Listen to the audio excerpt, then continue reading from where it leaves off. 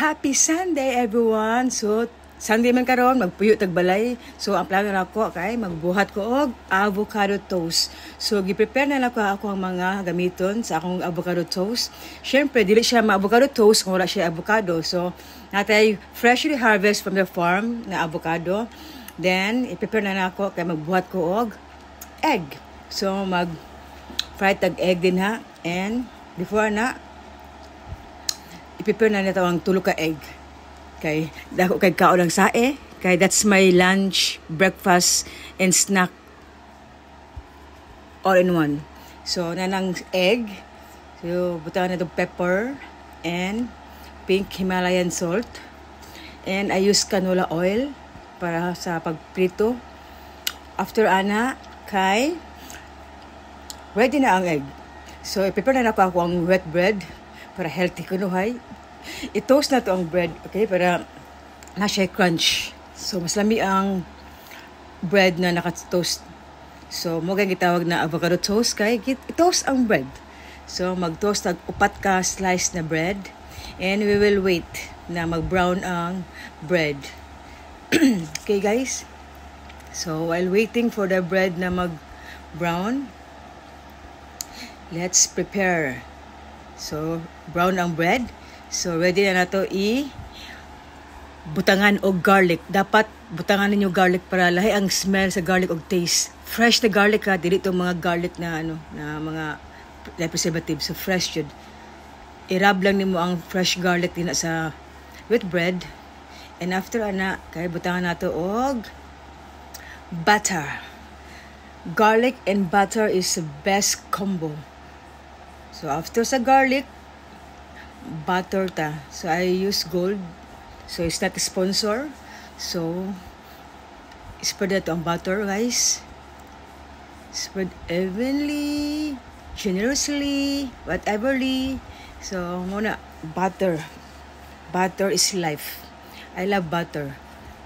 So, after ni mo ma-spread ang butter, kay butang nga ito ang ato ang mash na avocado. So, kanina avocado is 1 avocado lang. So, enough na siya sa 4 slices of bread. So, spread po din mo ang avocado. Sorry sa ako ang camera guys, kaya nagloko.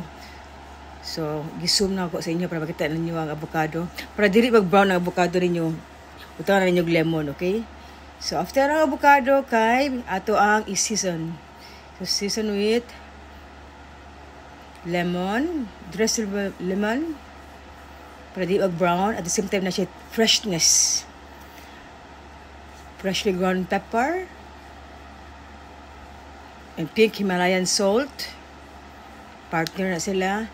And para na siya kick of heat, dapat bitangan po na siya og chili flakes. So, dili na sila pwede na wala ang kailangan kompleto gina chili flakes, salt, and freshly ground pepper. So, muna siya ang season to taste para lamiin nyo ang avocado toast. So, after ana, butang ninyo ang egg din sa bread. Then, i-slice ninyo siya and ready na siya kauno ninyo pag after ninyo ma-slice. So, slice na to guys ha. So, at that time, nakalimot ko, nawa pa na ako nabutang ang egg. So, gibalik na ko na siya, kay gibutang na ako ang egg. Kaya nakalimot ko sa egg. So, dara ang egg. So, ibalik na to. And, muna na siyang finished product for my brunch. My breakfast, lunch, and snacks na pod. So, kay I'm on a diet now. So, muna na akong kaunon karon healthy food. Kay I have to lose weight. So, muna na siya guys, and happy Sunday to all of you. So, pagbuhat mo na, barato na siya ng ingredients. And very healthy. Okay? Happy Sunday everyone. Take care.